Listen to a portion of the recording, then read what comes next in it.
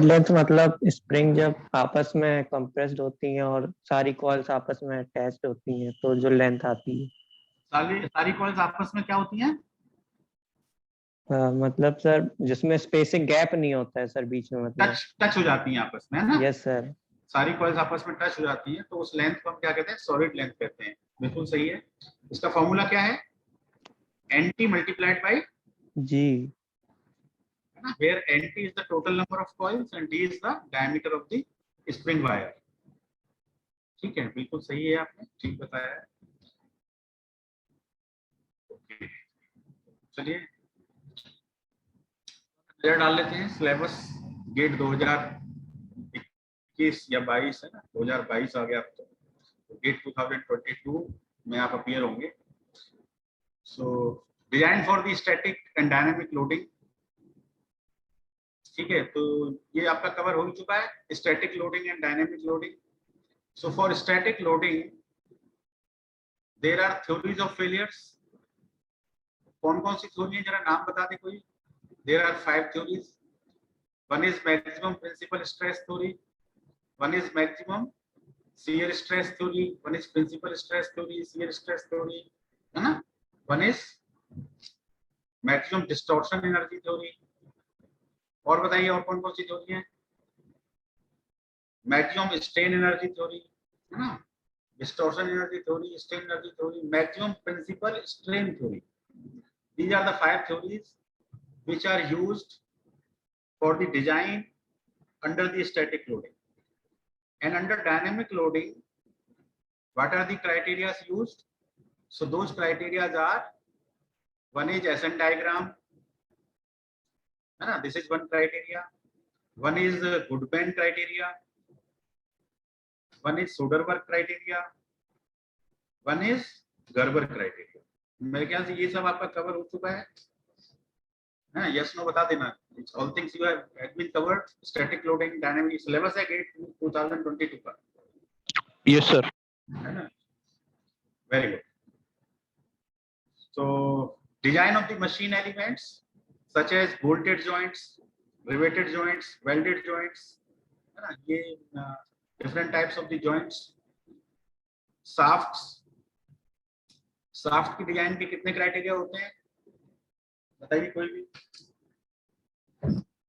In shaft design there are basically 3 criteria, है ना? एक क्राइटेरिया होता है strength criteria, Strength criteria, rigidity criteria. और दूसरा होता है कौन सा? रिजिडिटी क्राइटेरिया, और तीसरा थर्ड बताइए कोई भी। तो देखो ये रिजिडिटी क्राइटेरिया में आपने जो पढ़ा है वो पढ़ा है टॉर्जनल रिजिडिटी, है ना? टॉर्जनल रिजिडिटी क्राइटेरिया आपने स्टडी किया है, स्ट्रेंथ क्राइटेरिया भी किया है। एक और क्राइटेरिया होता है lateral rigidity. Lateral rigidity, suppose there is some shaft, है ना, due to this load it will deflect, so the maximum deflection is delta, so delta maximum is having certain equation, है ना? It is having certain equation WL cube upon 48 EI, है ना, something like that, if this load is coming at the middle. So this delta maximum has certain limitations during the design process, है ना? This delta maximum is having certain limitations. For example, suppose there is one shaft. On this shaft there is a gear, there is another shaft, on this shaft there is another gear, let is T3, T1, T3, T2, they are in meshing, है ना? So power is transferred from one shaft to another shaft with the help of this gear mechanism, है ना? When there are certain loads on this shaft will deflect, so this deflectant delta will have limitation for the proper transmission of the power. If this delta is more than the certain value, then there will not be smooth transfer of power in these two gears. Mashing disturb हो जाएगी यदि delta किसी particular limit से ज्यादा हो जाए। तो जब हम डेल्टा के रेस्पेक्ट में डिजाइन करते हैं गियर्स को, that is known as literal rigidity criteria, है ना? और जब एंगल ऑफ ट्विस्ट के रेस्पेक्ट में डिजाइन करते हैं, then it is known as torsional rigidity criteria. So there are basically 3 criteria, है ना? उसके बाद गियर्स, मेरे ख्याल से ये अभी आपका नहीं हुआ होगा, है ना? That syllabus we have to cover, है ना. गियर्स वी विल कवर, है ना, all type of the gears, spur gears, helical gears, worm gears, bevel gears. Gears पे काफी क्वेश्चंस आते हैं गेट के एग्जाम्स में. Rolling and sliding contact bearings also we will cover. Rolling and sliding contact bearing, this part we will cover. Brakes, अभी आपने बताया break और क्लच आपका हो चुका है या बाकी है? ब्रेक्स एंड क्लच बताइए. स्प्रिंग तो हो चुका है, अभी बताया संदीप ने, है ना. Spring has been covered. Brakes and clutches covered हुआ या नहीं हुआ? नहीं हुआ तो मैं कराऊंगा, बताइए. ब्रेक्स और क्लचेस करा दीजिएगा एक बार. ब्रेक और क्लच करा देंगे, ठीक है. गियर्स करा देंगे, rolling and sliding contact gearing करा देंगे, ब्रेक्स और क्लच करा देंगे, ठीक है. और बाकी सब आपका हो ही चुका है, ठीक है. तो मैं आपकी कम से कम 5 क्लासेस लूंगा, ठीक है. तो ये पहली वाली क्लास जस्ट एक इंट्रोडक्टरी क्लास होगी और उसके बाद में बाकी 4 क्लासों में बिल्कुल टू द पॉइंट हम स्टडी करेंगे. We will take certain questions from the GATE material, है ना. पिछली क्लास के कुछ क्वेश्चंस, जितने भी 15-20 साल के क्वेश्चंस आए होंगे on the basis of gears, है ना. गियर्स के जितने भी क्वेश्चन होंगे we will solve all these questions, है ना. बियरिंग्स पे जो भी क्वेश्चन आए होंगे, ब्रेक्स पर, क्लचेस पर, we will do all that.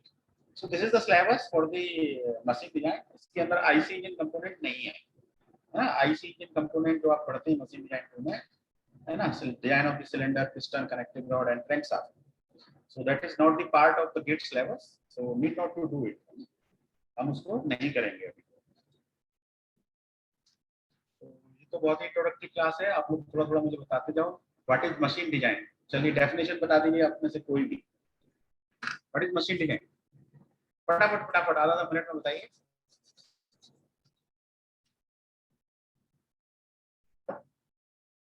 तो 119 पार्टिसिपेंट है मेरे साथ, बताइए कोई भी. What is machine design? Define कर दो machine design.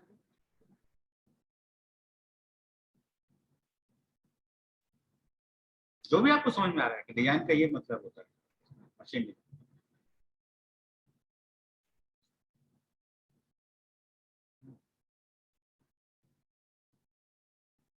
To design a component with the help of sketches and calculations, hand calculation.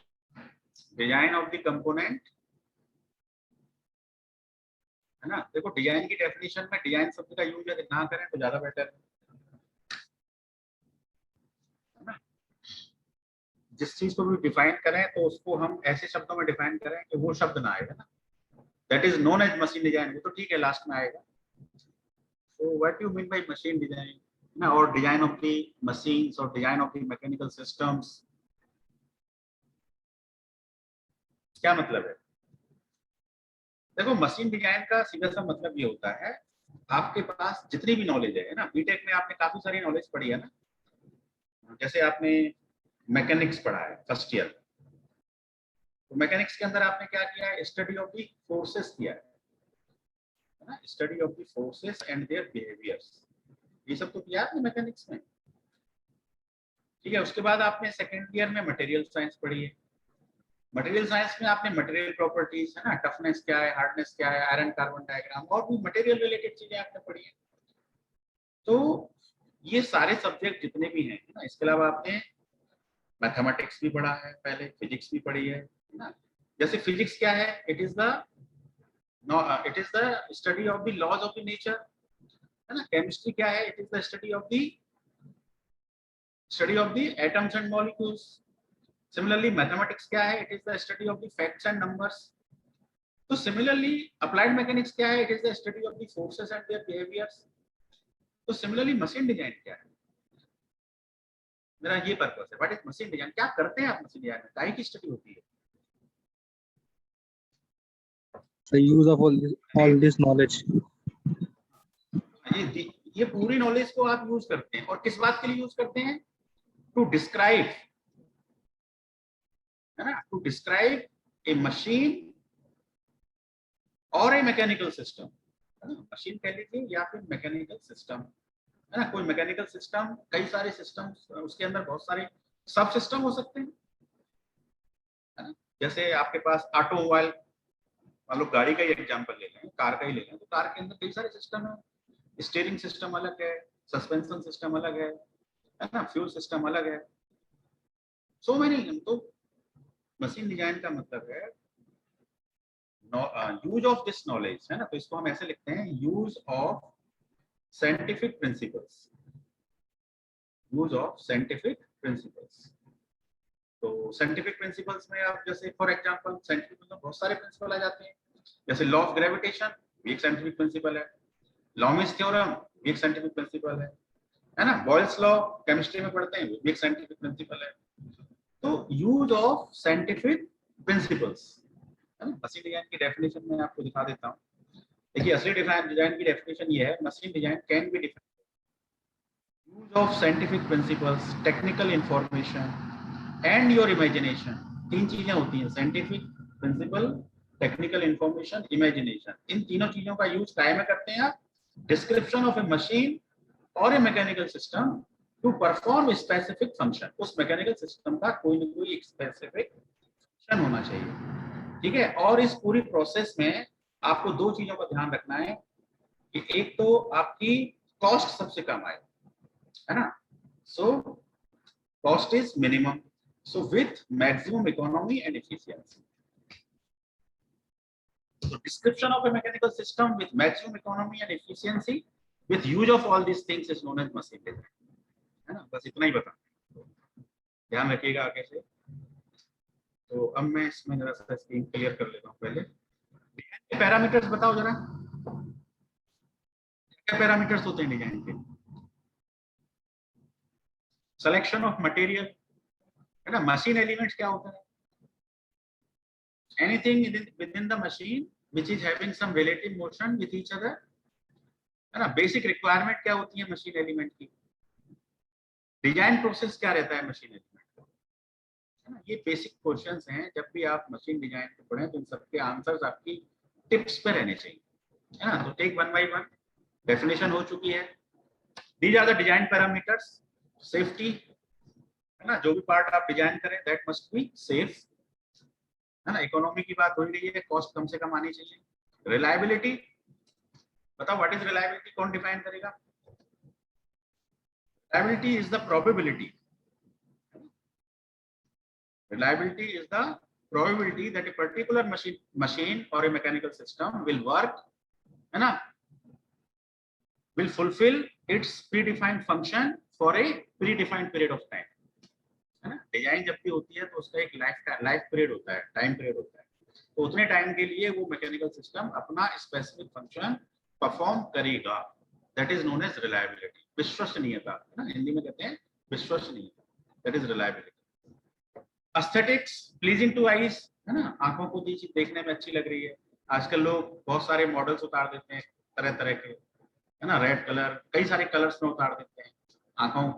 It is pleasing to eyes, है ना। कॉस्ट पे कोई फर्क नहीं पड़ता उससे, but it is pleasing to eyes of the customer. So aesthetics is also part. ergonomics, है ना। ergonomics is the relationship between the man and machine, है ना। मैन इज द ऑपरेटर, तो ऑपरेटर और मशीन दोनों के बीच में एक रिलेशनशिप होनी चाहिए, कंफर्ट आना चाहिए, है ना। Suppose for example in automobile there is a driver seat, है ना, और ड्राइवर को गाड़ी चलानी है कम से कम कभी 12 घंटे कभी 15 घंटे, तो उसकी बैकबोन को आराम मिलना चाहिए। तो सीट का जो शेप है वो कुछ इस तरह से डिजाइन होना चाहिए जिससे वो 12 घंटे भी लगातार ड्राइविंग कर रहा है तो वो कंफर्ट से ड्राइव कर सके। So that is known as ergonomics, है ना। एक और एग्जांपल ले सकते हैं, suppose there is a boiler, ठीक है, बॉयलर के अंदर कुछ प्रेशर गेज लगे हुए, तो प्रेशर गेज के अंदर जो मार्किंग है ना, प्रेशर की जो मार्किंग है वो ऑपरेटर को दूर से ही नजर आ जानी चाहिए, है ना। ऐसा नहीं होना चाहिए कि ये मार्कर्स बहुत ही छोटे हैं उसको पास जाके देखना पड़ रहा है।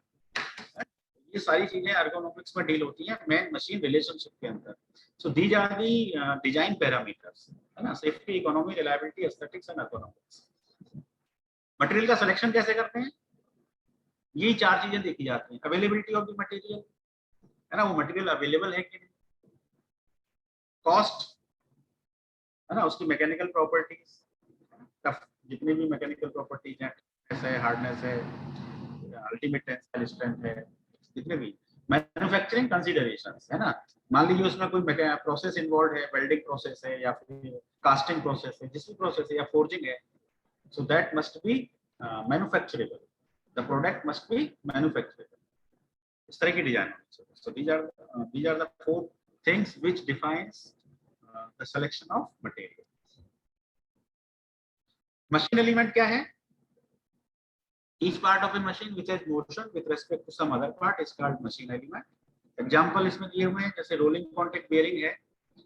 रोलिंग कॉन्टैक्ट बेयरिंग में एक इनर रेस होती है, एक आउटर रेस होती है, केज होता है, उसके रोलिंग एलिमेंट्स होते हैं. ठीक है. रोलिंग एलिमेंट्स में क्या क्या होते हैं? एक तो बॉल होते हैं और एक रोलर्स होते हैं और एक निडल होती है ना, निडल भी होती है. ये आपके रोलिंग एलिमेंट्स होते हैं. एंड ईच मशीन एलिमेंट में कंटेन सेवरल पार्ट्स. बिल्कुल सही है. Basic requirement of a machine element.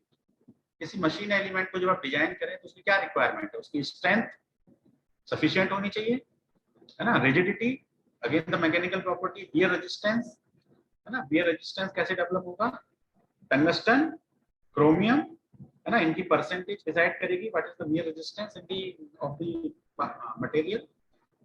Minimum dimension, है ना. मिनिमम डायमेंशन होना चाहिए. मिनिमम डायमेंशन होगा तो मिनिमम एरिया होगा, मिनिमम एरिया होगा तो मिनिमम वॉल्यूम होगा, मिनिमम वॉल्यूम होगा तो मास मिनिमम होगा, मास मिनिमम होगा तो वेट भी मिनिमम होगा, और जब वेट मिनिमम होगा तो कॉस्ट भी कम आएगी, है ना. चीजें बाजार में कैसे मिलती हैं? इतने रुपए केजी के हिसाब से मिलती है ना, पर केजी. तो if the weight is minimum that the cost is minimum. और कम वेट होने से ट्रांसपोर्टेशन कॉस्ट भी कम आएगी.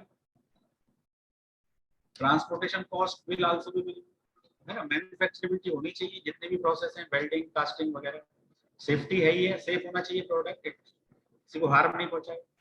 स्टैंडर्ड्स को फॉलो करना चाहिए, है ना. जो भी गवर्नमेंट की रेगुलेटरीज हैं, जो भी स्टैंडर्ड्स हैं, है ना. पॉल्यूटिंग नहीं होना चाहिए. उन लॉज को फॉलो करना चाहिए, है ना. रिलायबल होना चाहिए, मेंटेनेबल होना चाहिए, है ना. यदि उस प्रोडक्ट में कोई प्रॉब्लम आ जाए, so that product must be maintainable within a specified period of time, है ना. ऐसा नहीं होना चाहिए कि वो मेंटेन होने में पता लगा 10 दिन लग रहे हैं तो 10 दिन तक प्रोडक्शन रुका हुआ है.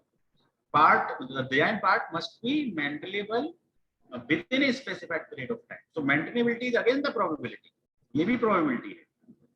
So it is the probability that a particular part will be repaired within a specific period of time to perform its specific function.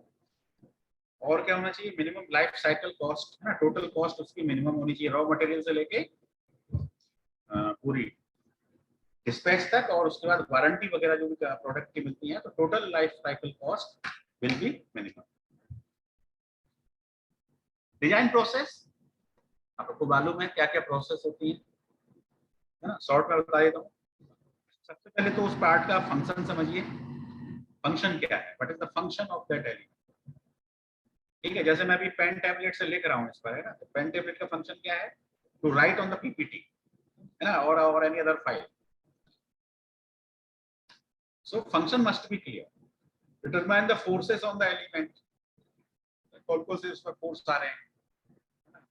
Longitudinal force है, शियर फोर्स है, टॉर्जनल फोर्स है, किस तरह के फोर्स हैं, किस तरह के स्ट्रेस हैं, है ना. तो वो आपको डिसाइड करना पड़ेगा. मटेरियल डिसाइड करिए. फेलर थ्योरी डिसाइड करिए, है ना. फेलर थ्योरी में आपकी मैक्सिमम प्रिंसिपल स्ट्रेस थ्योरी है या कौन सी थ्योरी है? गुडमैन क्राइटेरिया लगाने वाले हैं आप, है ना. You decide. Determine the geometric dimension, है ना. ये डायमेंशन अपनी डिटरमिन करिए, है ना. जैसे शाफ्ट के केस में हम डायमीटर को, डी को डिटरमिन करते हैं, है ना. कभी लेंथ को डिटरमिन करेंगे, कभी विड्थ को करेंगे, कभी थिकनेस को करेंगे. So many parameters. So determine the geometric dimensions of the elements. After that determination, modify the dimensions for the assembly and manufacture and check design at the critical cross section. Critical cross section मतलब जैसे यहाँ पे area change हो रहा है. मान लीजिए shaft है, तो यहाँ पे डायमीटर मान लीजिए 55 है, इसके बाद पता लगा 25.5 हो गया, है ना. Diameter is 25.5.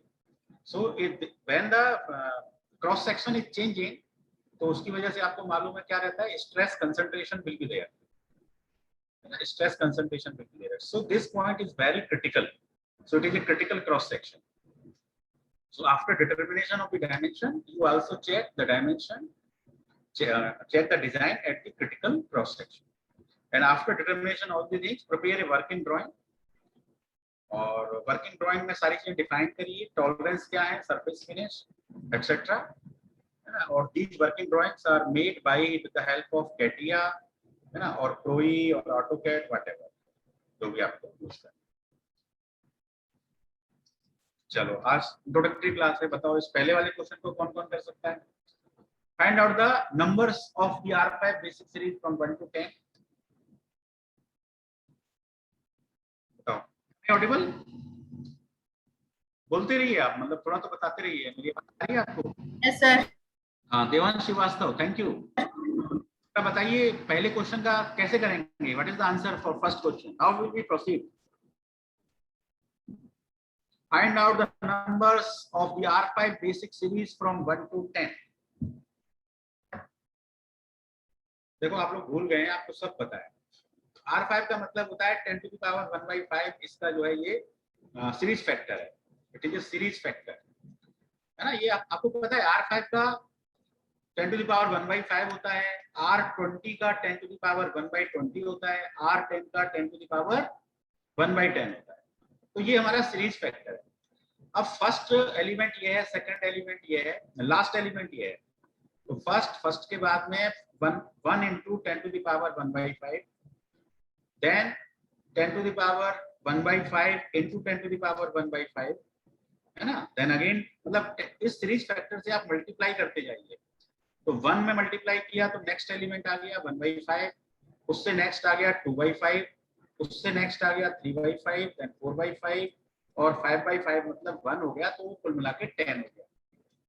तो R5 सीरीज में सीरीज फैक्टर आपने अपने आप डिसाइड कर लिया 10 to the power 1/5. ये बाय डिफॉल्ट है.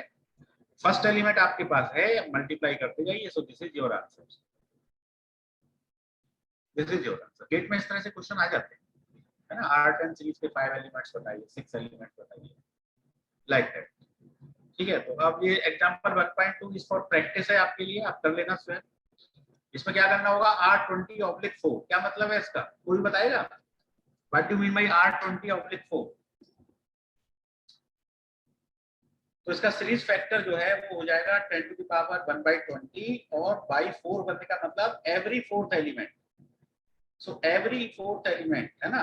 मतलब R20 के अंदर टोटल एलिमेंट कितने आएंगे, 21 एलिमेंट आएंगे. 1 2 3 4 5 डॉट डॉट डॉट. ये लास्ट एलिमेंट 21वां एलिमेंट होगा, है ना. R5 के अंदर 6 एलिमेंट है. देखो 1 2 3 4 5 6. तो ये आपका 6th एलिमेंट है और ये आपका फर्स्ट एलिमेंट है. तो R5 के अंदर 6 एलिमेंट है, R20 के अंदर 21 एलिमेंट आएंगे. लेकिन मुझे एवरी फोर्थ एलिमेंट लेना है, मतलब पहला लेना है, उसके बाद मुझे फोर्थ लेना है ना. 2 3 4 फोर्थ लेना है, फिर 5 6 7 8 लेना है, फिर 9 10 11 छोड़ना है, 12th लेना है. तो I will give a power of 4. So the series factor is again 4/20 मतलब 1/5. तो इसका भी सीरीज फैक्टर 1/5 ही होता है. तो अब इसमें हम क्या करेंगे, पहला element is 100, second is 100 into 10 to the power 1/5, then 100 into 10 to the power 2/5 and so on, जो भी आए. ठीक है. ये भी आपके लिए प्रैक्टिस के लिए है, पीपीटी में आपको भेज दूंगा, है ना. प्रैक्टिस के लिए है, इसको आप कर लेना, बड़े आराम से आप कर पाओगे. इसमें वही है, फर्स्ट एलिमेंट दिया हुआ है, लास्ट एलिमेंट दिया हुआ है. ठीक है. और आपको सीरीज फैक्टर कैलकुलेट करके मल्टीप्लाई करते जाना है ना. Manufacturer is interested in starting A business with 5 different models. 5 different models. तो 7.5 पहला एलिमेंट है, लास्ट एलिमेंट 75 है. तो अब इसका सीरीज फैक्टर क्या होगा बताओ. तो लास्ट ये एपी जीपी होती है ना. जीपी का क्या टर्म्स होता है, AR to the power n-1 equal to 75, है ना. Last element, nth element. तो यहाँ n की वैल्यू हम क्या रखेंगे, 5 मॉडल्स हैं, 5 models. So n equal to 5 here, है ना. फर्स्ट एलिमेंट इज 7.5, है ना. R इसका रेशियो है, जो भी सीरीज फैक्टर है, बेसिकली ये बेसिकली सीरीज फैक्टर है. तो R की जगह SF, n की जगह 5. सो it is 5 - 4, 5 - 1 is 75. So SF equal to 75 divided by 7.5 power, ये 4 हो जाएगा तो 1/4. So it is 10 to the power 1/4. So this is the series factor. बस उसी तरह आप करते जाना, पहला एलिमेंट 7.5, दूसरा हो जाएगा 7.5 10 to the power 1/4, then 7.5 10 to the power 2/4 and so on. कहां तक जाएगा? 75 तक। कर लेना प्रैक्टिस, ये भी प्रैक्टिस के लिए आपके लिए। It is required to standardize 11 shafts from 100 to 1000 millimeter diameter. अब देखो कितने शाफ्ट हैं? 11 शाफ्ट हैं, इसका मतलब सीरीज फैक्टर कितना आएगा? 10 to the power 1/10 आएगा। हैं, देखो यहाँ पे कितना आया था? 5 एलिमेंट थे, वो series factor 10 to the power 1/4 आया था, एक कम हो जाता है ना, 5 मॉडल है तो 1/4, 11 शाफ्ट्स हैं तो 1/10, बस ये आपका सीरीज फैक्टर हो जाएगा और इसको मल्टीप्लाई करते चले जाएगा। ठीक है, अब ये सीरीज के ही क्वेश्चन है, सब प्रैक्टिस कर लेना, मुझे ज्यादा एक्सप्लेन करने की इसमें जरूरत नहीं है। ठीक है, ये भी सीरीज का ही क्वेश्चन है, विद प्रैक्टिस। अच्छा, डिजिग्नेशन का आइडिया है, भूल गए? बताओ, मैंने लिखा सपोज 40C8 और मैंने लिखा 40CR8। बताओ इन दोनों में क्या परसेंटेज है? कितने परसेंट, क्या क्या एलिमेंट्स है? कौन बताएगा? एनीवन? 40C8 और 40CR8 क्या फर्क है दोनों?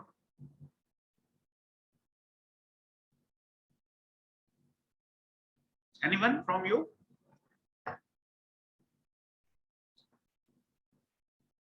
एक 115 पार्टिसिपेंट है मेरे साथ, और मेरी आवाज आ रही है कि नहीं आ रही है? प्लीज ये बताएं, एम आई ऑडिबल?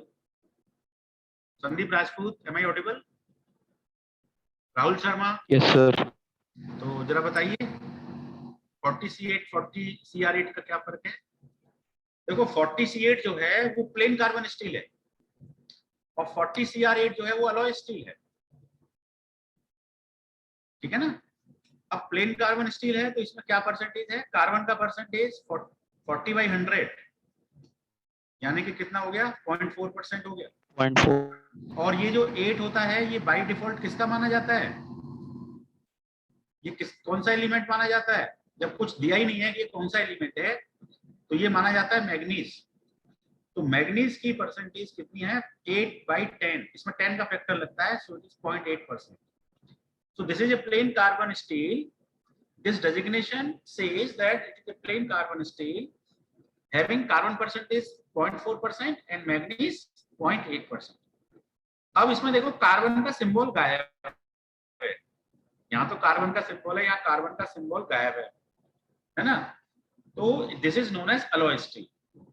ठीक है, अब अलॉय स्टील के केस में पहला जो फिगर है वो माना कार्बन का ही जाता है ना? भले ही कार्बन का सिंबल गायब है लेकिन माना वो कार्बन का ही जाता है, तो it is 40/100, it is again 0.4%। और chromium, it is alloying element, so chromium percentage will be given by 8 divided by factor.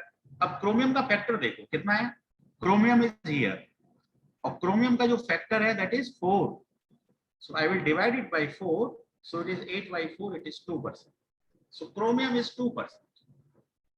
Chromium is 2%। ठीक है, ये ध्यान रखना है कि किसी में फैक्टर 4 रहता है, किसी में 10 रहता है, किसी में 100 रहता है, लाइक दैट, है ना? फास्फोरस के लिए जो फैक्टर है वो 100 का है, फास्फोरस, सल्फर, नाइट्रोजन, और एल्युमिनियम, बेरिलियम, वेनेडियम, इनके लिए फैक्टर 10 का है। मटेरियल सिलेक्शन पे एक क्वेश्चन है ना, मैं बेसिकली गियर और उस पर ही फोकस करने वाला हूँ, तो इन सब चीजों को तो मैं अभी लीव करूंगा, है ना? सब क्वेश्चन पीपीटी में आप पढ़ लेना, काम आ जाएगा। चलो एक ये क्वेश्चन करो, ये आपका जनरल नॉलेज का है वैसे ही। A mild steel rod of 20 mm diameter was tested for the tensile strength with a gauge length of 60 mm. Following observations were recorded. Final length is 80, final diameter is 7, yield load is 3.4, ultimate load is 6.1. Calculate the yield stress. ये आपको calculate करना है, yield stress sigma y ये निकालना है, ultimate tensile strength sigma u, percentage reduction in area, percentage reduction in area ये आपको निकालना है, area reduction, percentage elongation, है ना?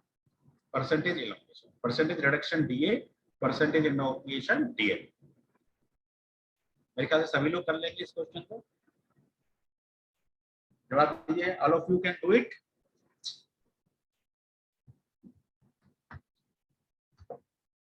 हाँ, कर लेंगे सब लोग।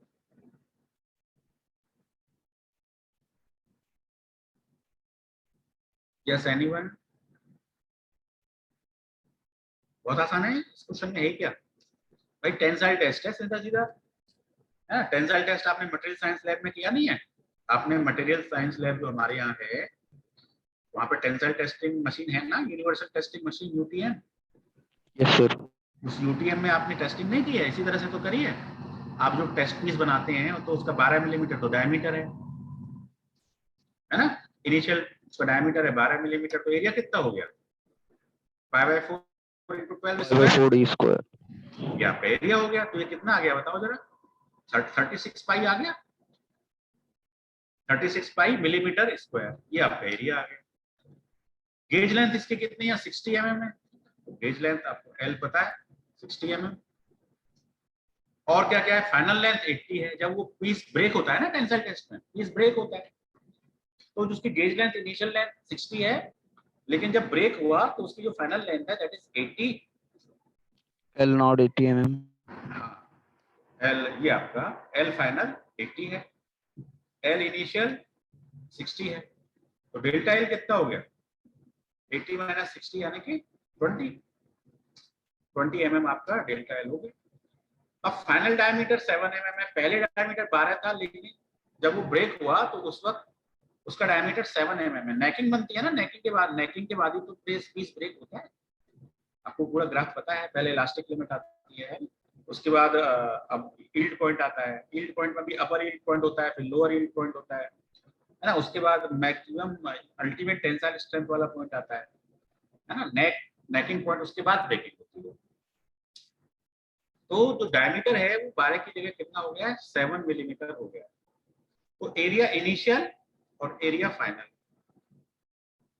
5/4 into 7 स्क्वायर, तो ये हो गया 49 pi divided by 4 mm square. Area final ये हो गया। अब यील्ड लोड आपने लोड लगाया है 3.4 किलो न्यूटन, एक तरह से 3400 न्यूटन आपका फोर्स है ना? यील्ड फोर्स है, it is A FY yield force, and ultimate force FU is 6100 Newton. अब कैलकुलेट क्या करना है? यील्ड स्ट्रेस करना है। तो सिग्मा वाई क्या होता है? फोर्स अपॉन एरिया, है ना? तो FY अपॉन एरिया। अब FY हमें कितना दे रखा है? 3400। एरिया कितना दे रखा है? 36 पाई।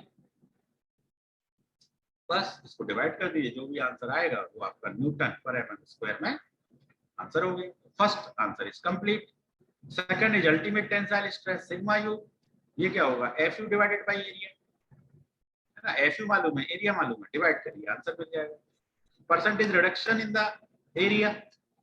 अब देखो पहले एरिया 36 पाई है, बाद में एरिया 49 पाई बाई 4 है ना? तो रिडक्शन कितना हुआ? So reduction of the area, reduction, पहले रिडक्शन निकाल लो। तो रिडक्शन हो गया 36 पाई माइनस 49 पाई डिवाइडेड बाई 4। ये रिडक्शन हो गया। अब परसेंटेज निकालने के लिए क्या करोगे? Pi minus 49 pi divided by 4 whole divided by 36 pi whole bracket close multiplied by 100 percentage. ठीक है? Initial area minus final area divided by initial area into 100, it is the percentage reduction of area. AI minus A final divided by AI into 100, so it is the percentage reduction of the area. अब AI भी आपको पता है, AF भी पता है, you can find it, no problem.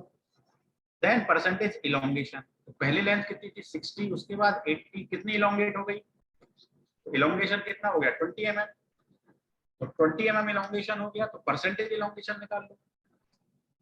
So percentage elongation is given by L initial minus L final divided by L initial, है ना? अब वो डिपेंड करता है कि हम LF के बेस पे निकाल रहे हैं या LI के बेस पे निकाल रहे हैं, है ना? जो भी बेस पे निकालना है, क्वेश्चन में कुछ भी मेंशन नहीं है, तो आप इनिशियल से निकाल लो।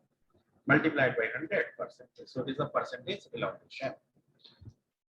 तो very easy, simple tensile test का क्वेश्चन है, कोई इसमें दिक्कत नहीं। ठीक है,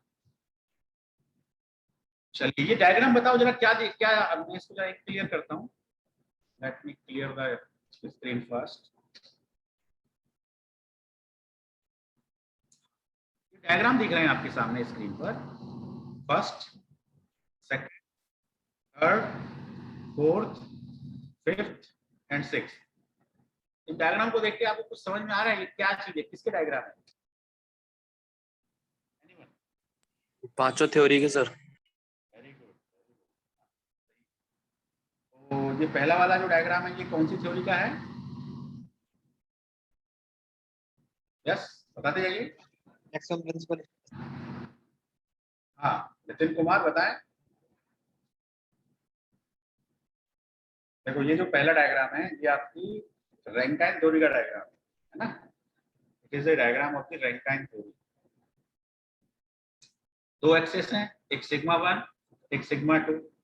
तो रैंकाइन थ्योरी, और इसको मैक्सिमम प्रिंसिपल स्ट्रेस थ्योरी भी कहते हैं, मैक्सिमम प्रिंसिपल स्ट्रेस थ्योरी भी इसको बोलते हैं।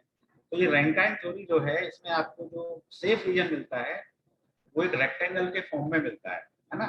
सो it is the safe region, safe reason.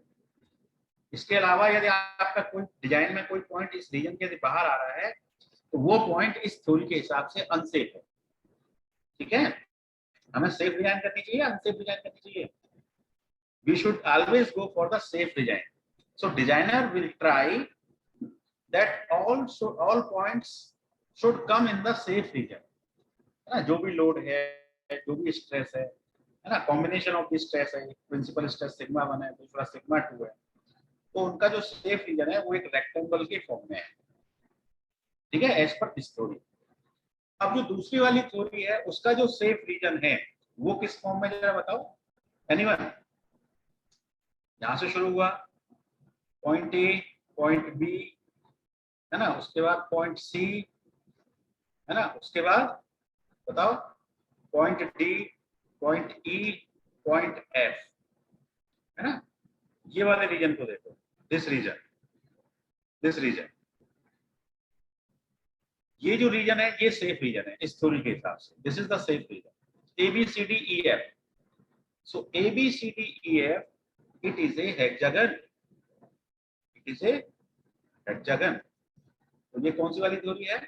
It is Coulomb and Tresca का थ्योरी बोलते हैं इसको, और इसका नाम है maximum shear stress theory, maximum shear stress theory.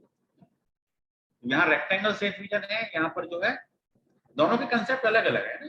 यहाँ पे कोई प्रोडक्ट कब फेल होगा उसका एक स्टेटमेंट है, तो उस स्टेटमेंट के अकॉर्डिंग ये रीजन सेफ है। इस थ्योरी का स्टेटमेंट डिफरेंट है, उसके अकॉर्डिंग ये रीजन सेफ है। सिमिलरली ये जो थर्ड थ्योरी है, ये बताओ ये कौन सी थ्योरी है एनीवन? तीसरे नंबर वाली थ्योरी कौन सी थ्योरी है?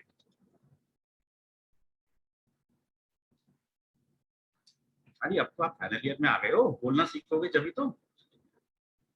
नाम बताना है केवल, आप कौन सी थ्योरी है? Shear strength theory. Maximum shear strength theory. Shear stress है, प्लेन स्ट्रेंथ।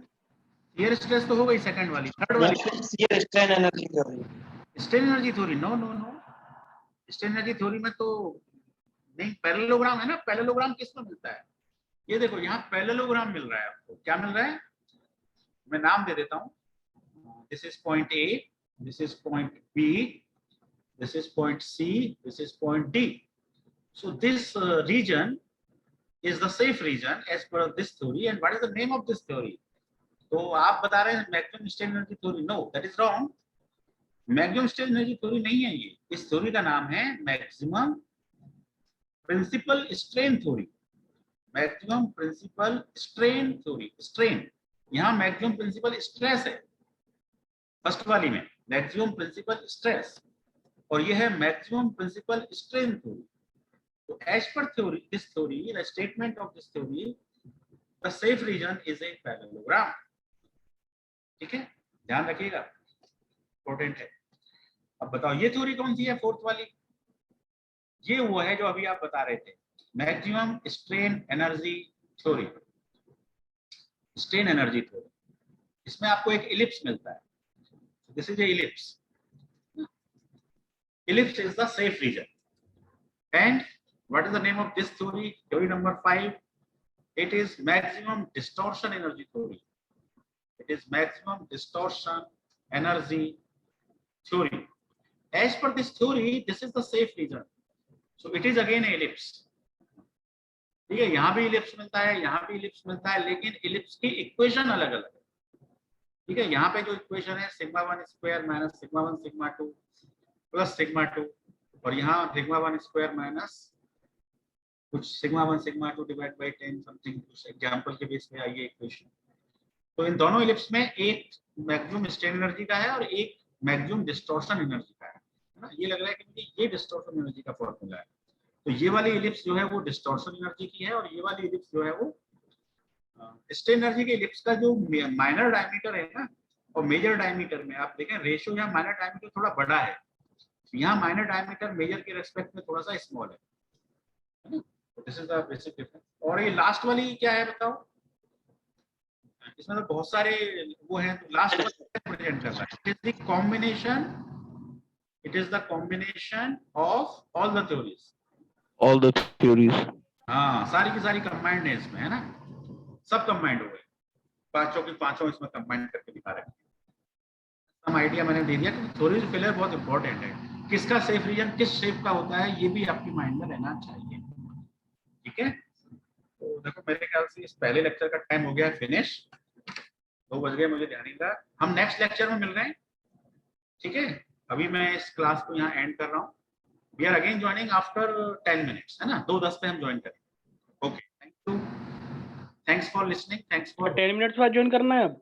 हाँ 2:10 पे ज्वाइन करेंगे नेक्स्ट क्लास, 2 से 3 वाला जो लेक्चर है ना,